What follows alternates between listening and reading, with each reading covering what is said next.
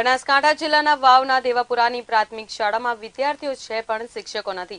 છેલ્લા 2 વર્ષથી આ પ્રાથમિક શાળામાં 1 થી 6 ધોરણના 80 થી વધુ વિદ્યાર્થીઓ સામે માત્ર એક જ શિક્ષક છે।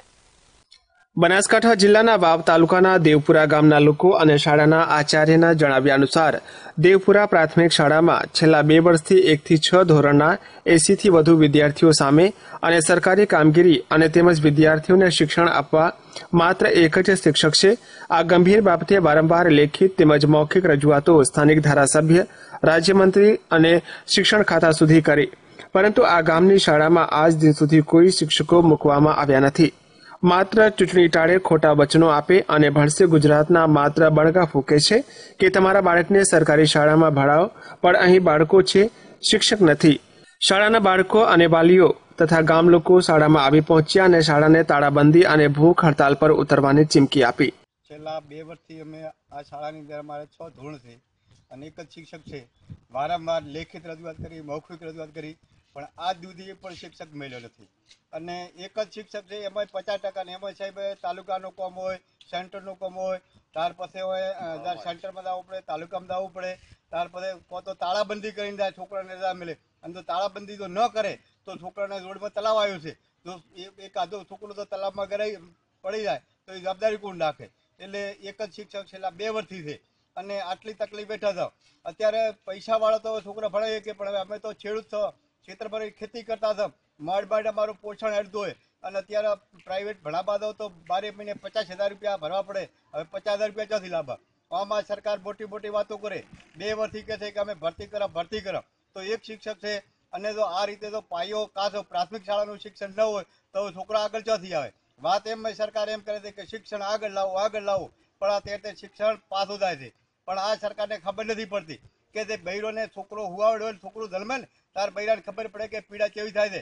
હવે અત્યારે એ બૈરાવાળી પીડા અમારે થઈને પડી છે, અમારા છોકરા કઈ રીતે ભણાવવા એ પીડા અમારે થઈને પડી છે। જ્યારે ચૂંટણી આવે, ચૂંટણી મોટી વાતો કરે, રાજકારણીઓ મોટા આવી વાતો કરે, અમે આમ કરશું, પણ આજ સુધી અમે બધા રાજકારણીઓને શું કોઈ સરકારમાં શિક્ષણ અધિકારીને ટીપીઓને બધાને મૌખિક લેખિત રજૂઆત કરી, પણ અમારે છેલ્લા 2 વર્ષથી એક શિક્ષક છે અને અમારે શિક્ષણ બાબતનો રંડાપો છે અને આ રીતે જો આ રહેશે તો અમે તાળાબંધી કરી અને પાલનપુર ન છૂટકે અમારે અને ઉપવાસ ઉપર જઈને બેસવું પડશે શિક્ષણ અધિકારી જોડે। આ શાળા પ્રાથમિકમાં માત્ર 3 વર્ગખંડ છે, તેમાં એક વર્ગખંડને ડેમેજ કરવામાં આવ્યો અને અન્ય 2 વર્ગખંડમાં 1 થી 6 ધોરણના 80 વિદ્યાર્થીઓને શિક્ષણ આપવા અલગથી 2 વર્ગખંડ, અલગ સમયે તમામ બાળકોને જવું તેમજ શાળાના ઓફિસની કામગીરી અને વધુમાં મુખ્ય શિક્ષકને અન્ય ચૂંટણી કામગીરી અને તાલુકા જિલ્લાની મીટિંગમાં જવાનું થાય ત્યારે તો આ શાળાના બાળકોને રજા આપી શાળાને તાળું મારી જવી ફરજ પડે છે।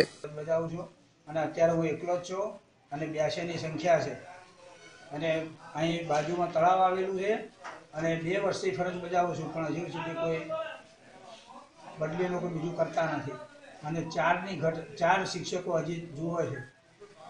આ લોકોને કઈ થાય કોઈ વાત કરતા જ નથી। તમારે બહાર જવાનું થાય તો બહાર જવાનું થાય એટલે મારે તાળું મારીને જવું પડે છે। આ બાબતે તમે ક્યાં રજૂઆતો કરી, તમને શું જવાબ મળ્યા? રજૂઆતો ગામ લોકોએ કરી, બધી રજૂઆતો બરાબર, ગામ લોકોએ રજૂઆત કરી।